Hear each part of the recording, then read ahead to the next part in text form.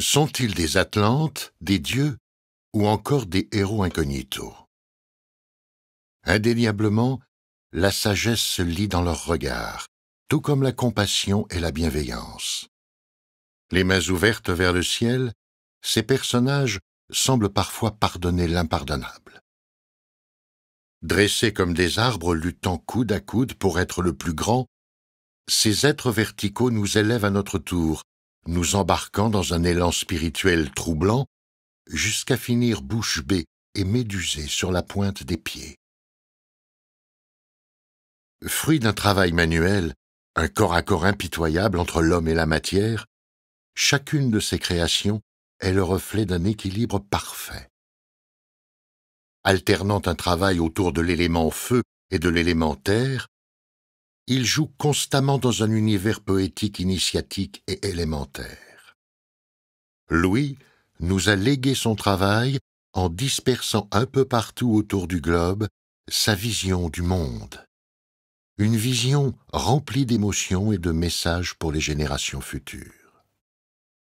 Avec Louis, la terre fait résonner nos origines, tandis que le bronze, après sa métamorphose flamboyante, s'habille progressivement d'un habit de lumière pour nous guider vers la clairvoyance, tel un prophète prêt à nous chuchoter des vérités cachées.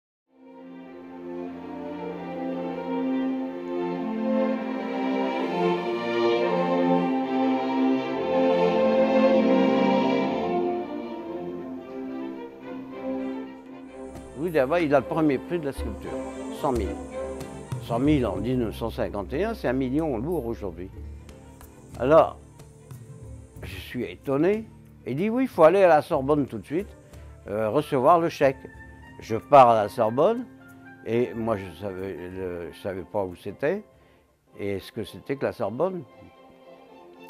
J'y vais, je prends un taxi et je monte, tout le monde buvait.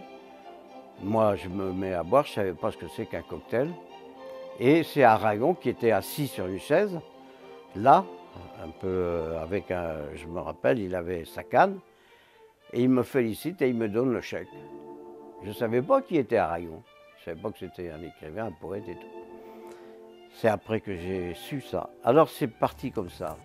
Ce que j'ai dans le cerveau, l'imaginaire, que j'ai, je me demande d'où ça vient.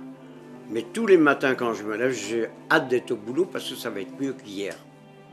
Louis Derbray, depuis le retour du prophète d'Alençon, est-ce qu'on peut parler d'une résurrection? Non, un développement de mon imaginaire qui était inachevé.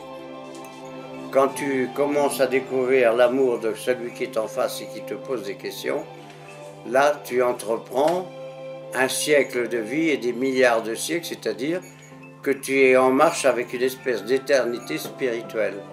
Alors ça, c'est le véritable amour. Le véritable amour, c'est de respecter l'autre autant que toi, si ce n'est plus. Même con comme je suis obligé d'évoluer. Pourquoi je suis obligé d'évoluer? Parce que intérieurement, j'ai cette demande dans ma prière de répondre à la beauté des choses. Et la beauté des choses, c'est de transformer l'être humain, de me transformer moi, pour le servir à l'autre. Quand Aragon m'a donné le chèque de 100 000, ses copains ont dit c'est fou ce qu'il a bien compris les Égyptiens, tu parles. Moi je savais pas, enfin, je savais qu'ils existaient, mais pas à cette qualité-là. Louis avait constamment matière à faire avec la matière. Toujours en action, Louis était épuisant d'imagination et de créativité, épris d'une liberté insolente et débordante de créer, de façonner et de dompter le bronze. Le bruit sourd et continu de la ponceuse précédait le crépitement incessant des soudures, tandis que l'odeur du feu, sous le creuset, ne parvenait pas à dominer celle du bronze en ébullition qui embaumait toute la maison. Si nul n'est prophète en son pays, le prophète, son œuvre magistrale, est, disait-il avec certitude, le projet qui va rassembler tout le monde. Présence, 70 cm, une sculpture remise à sa fille dans une gestuelle symbolique et résumée en ces mots. Tu vois, paix et espoir.